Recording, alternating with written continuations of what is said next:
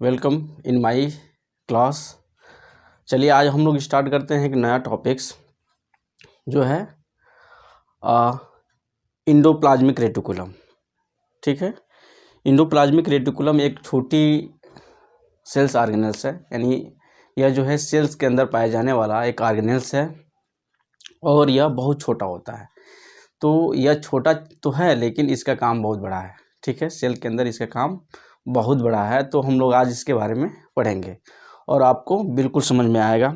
ठीक है, आप लोगों को यह स्ट्रक्चर से ही आपको कुछ याद नहीं करना है, स्ट्रक्चर को देखना है और स्ट्रक्चर के बारे में समझ लेना है और उसके बाद फंक्शन पढ़ना है। दो चीज़ें पढ़नी है, यानी क्या पढ़ना है? स्ट्रक्चर और फंक्शन। यानी जितने भी सेल्स ऑर्गेनेल्स हैं उनके स्ट्रक्चर को और फंक्शन को ही पढ़ना है आपको। तो हम लोग आज सेल्स ऑर्गेनेल्स, पहला सेल्स ऑर्गेनेल्स स्टार्ट करने जा रहे हैं और वह है इंडोप्लाज्मिक रेटिकुलम। ठीक है, तो आप लोग आइए देखिए कि इंडोप्लाज्मिक रेटिकुलम का क्या फंक्शंस होता है, क्या स्ट्रक्चर होता है और यह कहाँ पाया जाता है। तो ऑकरेंस तो आप लोग जानते ही हैं कि यह सेल के अंदर पाया जाता है।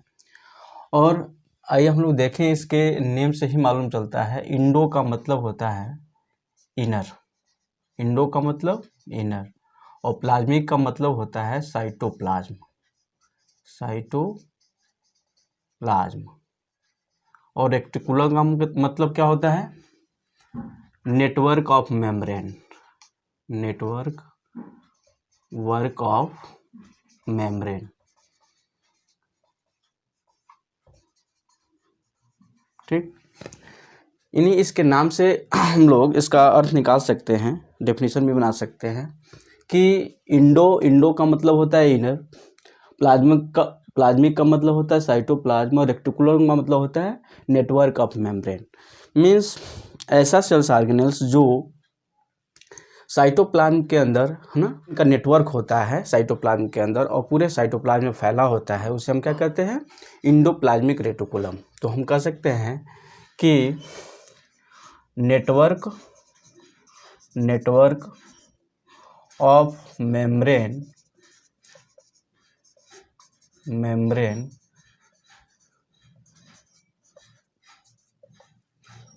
which are found, network of membrane which are found in cytoplasm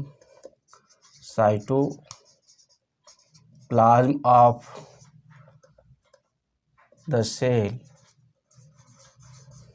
cytoplasm of the cell is called endoplasmic reticulum, endoplasmic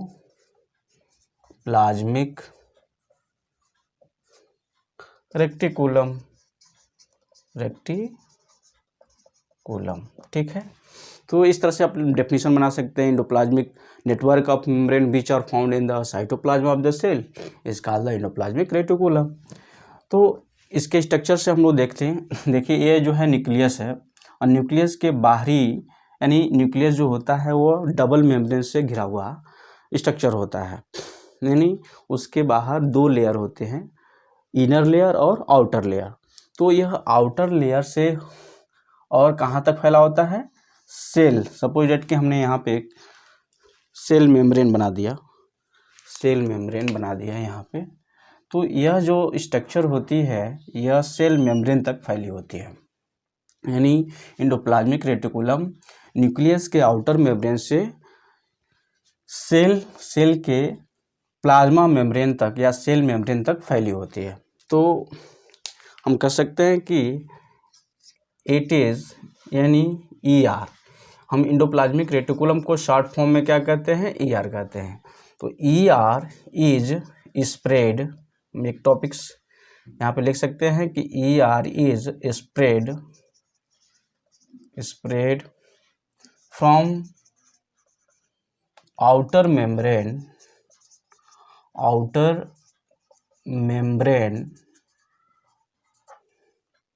of nucleus to the plasma membrane, to the plasma membrane और cell membrane. ठीक है, तो इसकी जो फैलाव होती है cytoplasm के अंदर, पूरे साइटोप्लाज्म के अंदर बिखरा होता है, फैला होता है। और कहाँ से, तो यह outer membrane of the nucleus to the plasma membrane of the cell, यानी प्लाज्मा मेम्ब्रेन तक ये पूरा फैला होता है। अब इसमें देखें तो दो तरह के स्ट्रक्चर दिखाई दे रहे हैं इसके अंदर। पहला एक जो है खुरदुरी सरफेस वाली, यानी रफ सरफेस वाला, एक स्मूथ सरफेस वाला। तो यह जो है, जो स्ट्रक्चर्स होता है वह 3 फॉर्म में एग्जिस्ट होता है, यानी इसके 3 फॉर्म्स हैं। हम कह सकते हैं कि ER एग्जिस्ट, ER ऑकर्स भी कह सकते हैं, occur in 3 form, in 3 forms. 3 form इसके कौन कौन है? तो पहला सिस्टर्निम, सेकेंड वेसाइकल,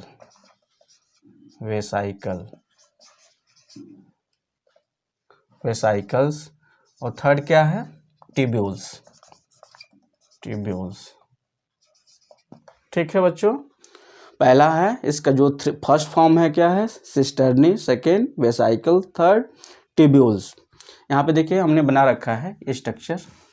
ये जो आपको पैरेलल मेम्ब्रेन बाउंड स्ट्रक्चर दिखाई दे रहा है, एक दूसरे के पैरेलल हैं और ये मेम्ब्रेन बाउंड है। इसके अंदर जो है फ्लूइड भरा होता है, फ्लूइड फिल्ड सैक होता है, या fluid filled sac.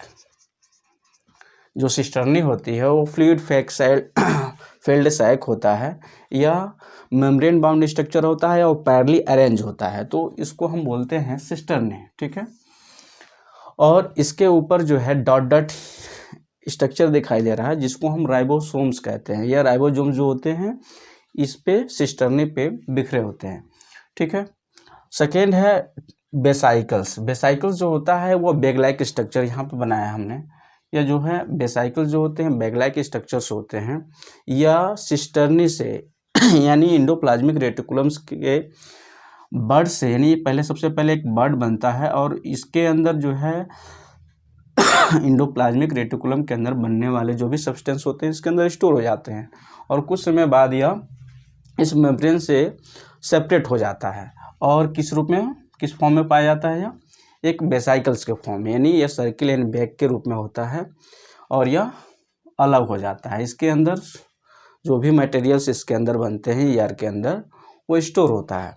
Second tubules, जो ट्यूब के फॉर्म में पाए जाते हैं। देखिए यहाँ पे यह लग रहा है एकदम जैसे ट्यूब है, यानी ट्यूब के फॉर्म में पाए जाने वाले मेम्ब्रेन बाउंड स्ट्रक्चर को हम लोग क्या कहते हैं? ट्यूब्यूल्स कहते हैं। ठीक, इसके अंदर लिपिड्स स्टोर होता है।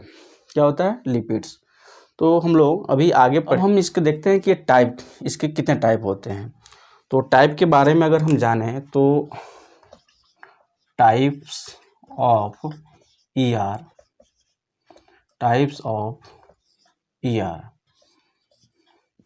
तो ER के जो है एंडोप्लाज्मिक रेटिकुलम के 2 टाइप्स होते हैं।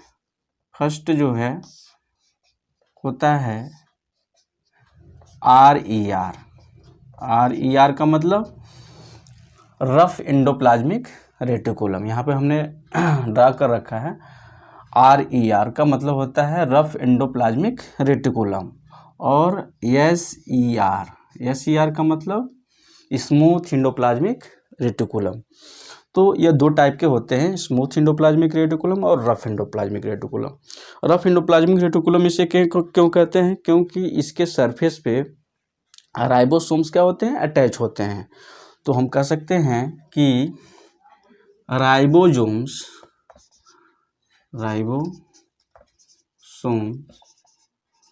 Are attached, ribosomes are attached attached on its surface, ठीक है। Ribosomes are attach on its surface, so this surface of the rough endoplasmic reticulums are rough. इसी के वजह से जो है रफ इंडोप्लाज्मिक रेटिकुलम का सरफेस रफ होता है, खुरदुरा होता है। और सेकेंड जो होता है स्मूथ इंडोप्लाज्मिक, स्मूथ मतलब इसके ऊपर किसी प्रकार का कोई जो है राइबोसोम्स अटैच नहीं होते हैं, तो इसलिए यह क्या होता है, स्मूथ होता है, ठीक है। तो हम कह सकते हैं कि ribosomes are not attached on the surface of SER, smooth endoplasmic reticulum. तो यह दो तरह के हो गए, हम लोग जान गए टाइप की, rough endoplasmic reticulum, smooth endoplasmic reticulum. अब हम लोग देखते हैं कि इसका फंक्शन क्या है। रफ इंडोप्लाज्मिक रेटिकुलम और स्मूथ इंडोप्लाज्मिक रेटिकुलम्स का मेन फंक्शन क्या है हम लोग जानेंगे। चलिए हम लोग देखते हैं कि अब फंक्शन भी हमें याद नहीं करना है, हम लोगों को समझ लेना है कि इनका मेन काम क्या है। तो ये हम जानते हैं कि जो रफ इंडोप्लाज्मिक रेटिकुलम है वह खुरदुरा होता है, क्योंकि उसके ऊपर राइबोसोम्स लगे होते हैं। तो राइबोसोम्स का क्या काम है, हम राइबोसोम्स कहाँ बनता है, तो यह न्यूक्लियस के अंदर जो है राइबोसोम्स न्यूक्लियोलस के अंदर बनता है, और यही राइबोसोम्स न्यूक्लियोपोर के से बाहर निकल करके कहाँ आ जाते हैं, अटैच हो जाते हैं इंडोप्लाज्मिक रेटिकुलम पे। कुछ राइबोसोम्स जो होते हैं वो साइटोप्लाज्म के अंदर इधर उधर बिखरे होते हैं, कुछ राइबोसोम्स होते हैं वो बहुत सारे सेल्स ऑर्गेनेल जैसे माइटोकॉन्ड्रिया, प्लास्टिड होता है उसके अंदर भी पाए जाते हैं। तो ये राइबोसोम्स मेनली प्रोटीन का सिंथेसिस करते हैं। तो हम कह सकते हैं कि first function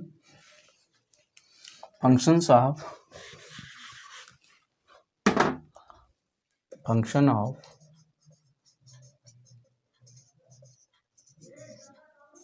endoplasmic reticulum. First function हम देखें तो यह जो है यह एक स्केलेटन यानी सपोर्ट प्रोवाइड करता है, यह जो सेल को सपोर्ट प्रोवाइड करता है, एक स्ट्रक्चर देता है। तो हम कह सकते हैं कि इट्स प्रोवाइड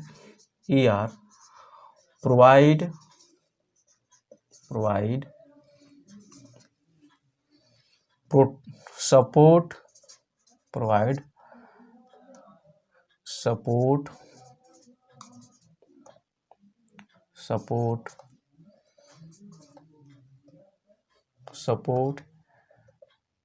वर्क, ठीक है। पहला फंक्शन क्या हो गया कि it provide support skeletal framework like a framework, मतलब यह जो है एक प्रकार का स्केलेटन फ्रेमवर्क बनाता है, यानी जो सेल होता है उसको एक शेप प्रदान करता है, उसको सपोर्ट प्रदान करता है। पहला हो गया। दूसरा हम कह सकते हैं कि ER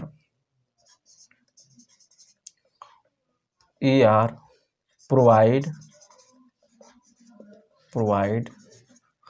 pathway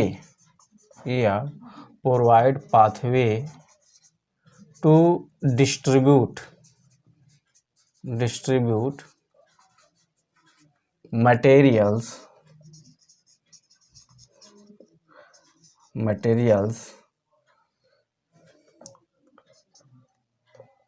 in all parts of cell, ठीक है। सेल के अंदर जहाँ भी मटेरियल्स का रिक्वायरमेंट होती है वह इसी चैनल के माध्यम से या इसी पाथवे के माध्यम से क्या होता है, डिस्ट्रीब्यूट होता है। यानी न्यूक्लियस के अंदर बनने वाले बहुत से ऐसे मटेरियल्स होते हैं, जैसे राइबोसोम्स हो गए, है ना।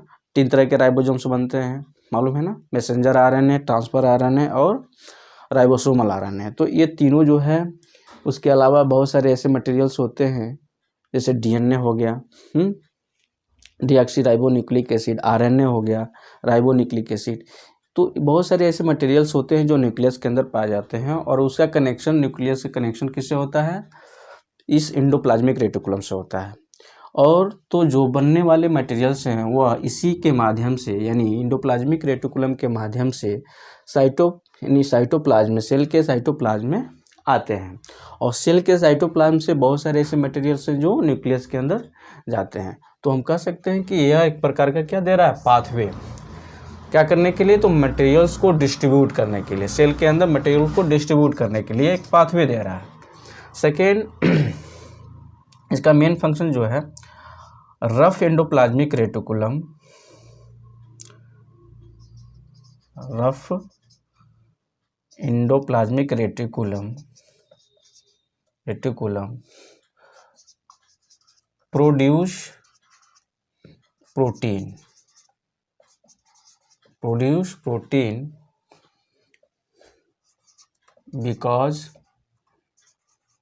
because ribosomes are attached on its surface, मतलब सरफेस। इसका मतलब ये हुआ कि राइबोसोम्स के सरफेस पे, रफ एंडोप्लाज्मिक रेटिकुलम के सरफेस पे बहुत सारे राइबोसोम्स अटैच होते हैं जो प्रोटीन का फॉर्मेशन करते हैं या प्रोटीन का सिंथेसाइज करते हैं। तो इस तरह से रफ एंडोप्लाज्मिक रेटिकुलम का मेन फंक्शन क्या है, प्रोटीन का बनाना। अब नेक्स्ट जो हम फंक्शन देखें, फोर्थ, वह smooth endoplasmic reticulum. Smooth endoplasmic reticulum क्या करता है, तो यह लिपिड्स का, ग्लाइकोलिपिड, फास्फोलिपिड, कोलेस्ट्रॉल, बहुत सारे ऐसे मटेरियल्स को बनाता है, यानी फॉर्मेशन करता है। तो स्मूथ एंडोप्लाज्मिक रेटिकुलम, ये कह सकते हैं कि the important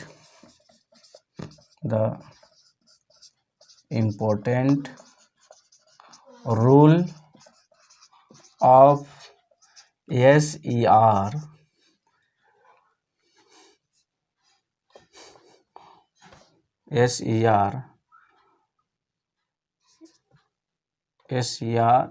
is biogenesis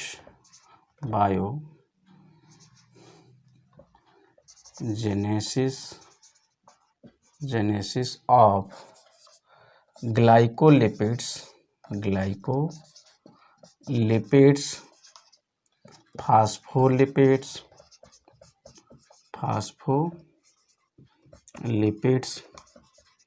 and cholesterol means ये जो smooth, important role of smooth endoplasmic reticulum is biogenesis of glycolipids, phospholipid and cholesterol. ये तीन चीज़ों को बनाने का मेन काम करता है, यानी स्मूथ एंडोप्लाज्मिक रेटिकुलम में लिपिड्स का निर्माण होता है। नेक्स्ट फंक्शन देखें इसके, तो smooth endoplasmic reticulum takes part in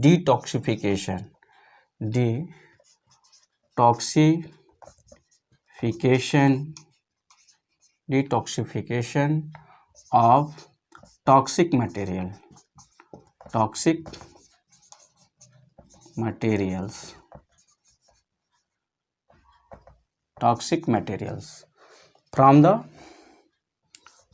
materials from the cell, यानी सेल के अंदर बहुत सारे टॉक्सिक मटेरियल भी बन जाते हैं, यानी विषैले पदार्थ बन जाते हैं, या सेल के अंदर बाहर से भी बहुत सारे ऐसे टॉक्सिक मटेरियल आ जाते हैं। तो उनका डिटॉक्सिफिकेशन करने का काम किसका है, तो स्मूथ एंडोप्लाज्मिक रेटिकुलम का है। तो ये मेन फंक्शन हो गया, यानी स्मूथ एंडोप्लाज्मिक रेटिकुलम बहुत सारे विषैले पदार्थ को सेल से बाहर निकालने का काम करता है। नेक्स्ट देखें, नेक्स्ट फंक्शन की, तो जो प्रोटीन्स बनते हैं यानी जो इंडोप्लाज्मिक, इस रफ इंडोप्लाज्मिक रेटिकुलम के अंदर जो प्रोटीन्स बनते हैं वो एक प्रकार के क्या होते हैं, एंजाइम्स होते हैं। तो हम कह सकते हैं कि प्रोटीन्स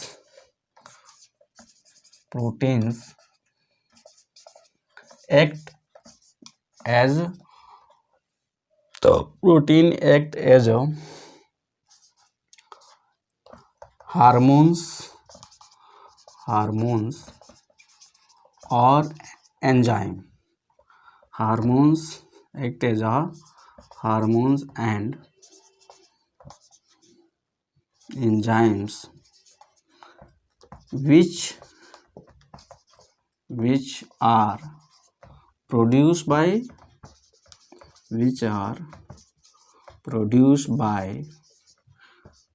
RER, यानी रफ एंडोप्लाज्मिक रेटिकुलम के द्वारा जो प्रोटीन बनाए जाते हैं वो एक हार्मोन या एंजाइम की तरह काम करते हैं। तो यह मेन फंक्शंस हो गया। चलिए एक बार हम लोग रिकॉल कर लेते हैं। फर्स्ट क्या फंक्शन है इसका, तो ER यानी endoplasmic reticulum provide support skeletal framework, यानी स्केलेटल फ्रेमवर्क के जैसा ये सपोर्ट करने का काम करता है। इंडोप्लाज्मिक रेटिकुलम सेल को एक सपोर्ट प्रदान करता है। Next, endoplasmic reticulum provide a pathway to distribute the materials in all part of the cell, मतलब मटेरियल्स, जो भी मटेरियल्स होते हैं यानी इंडोप्लाज्मिक रेटिकुलम के अंदर बनते हैं या न्यूक्लियस के अंदर बनते हैं या साइटोप्लाज्म के अंदर, उनको एक स्थान से दूसरे स्थान पे पहुंचाने का काम कौन करता है, तो इंडोप्लाज्मिक रेटिकुलम करता है। नेक्स्ट अगर देखें तो rough endoplasmic reticulum produce protein because the ribosomes are attach on its surface. ठीक है, राइबोसोम्स रफ इंडोप्लाज्मिक रेटिकुलम पे लगे होते हैं, वही प्रोटीन का सिंथेसिस करते हैं। और नेक्स्ट जो है इसका फंक्शन, मेन फंक्शन ये है कि important role of the SER smooth endoplasmic reticulum is biogenesis of glycolipids, phospholipid and cholesterol. 3 चीज़ों का ये निर्माण करता है, यानी smooth endoplasmic reticulum glycolipids, phospholipid और कोलेस्ट्रॉल का फॉर्मेशन करता है। और नेक्स्ट देखें तो SER take part in the detoxification, यानी जो भी विषैले पदार्थ होते हैं उनको सेल से बाहर निकालने का काम स्मूथ इंडोप्लाज्मिक रेटिकुलम करता है। और जितने भी प्रोटीन्स होते हैं वह एक प्रकार से एंजाइम्स या हार्मोन्स होते हैं। ठीक है, तो यानी डाइजेस्टिव एंजाइम्स जो बनते हैं वह इंडोप्लाज्मिक रेटिकुलम के अंदर ही बनते हैं। ठीक है, तो इस तरह से हम लोग स्ट्रक्चर और फंक्शन देख लिए इंडोप्लाज्मिक रेटिकुलम के। यह छोटा तो है, यानी सेल के अंदर यह ऑर्गेनेल्स बहुत छोटा है, लेकिन इसका काम क्या है, बहुत बड़ा है। तो आप लोग चाहे तो इसका शॉर्ट स्क्रीन ले सकते हैं। ठीक है बच्चों, आप लोग, आई होप कि आप लोग समझ गए होंगे अच्छे से। ठीक है, फिर भी कोई डाउट हो तो आप कमेंट करिए, फिर हम एक बार और एक्सप्लेन कर देंगे इसको। ठीक है, तो हम लोग नेक्स्ट वीडियो में एक नया सेल्स ऑर्गेनेल्स पढ़ेंगे, जैसे गाल्गी ऑपरेटस। ठीक है, ओके।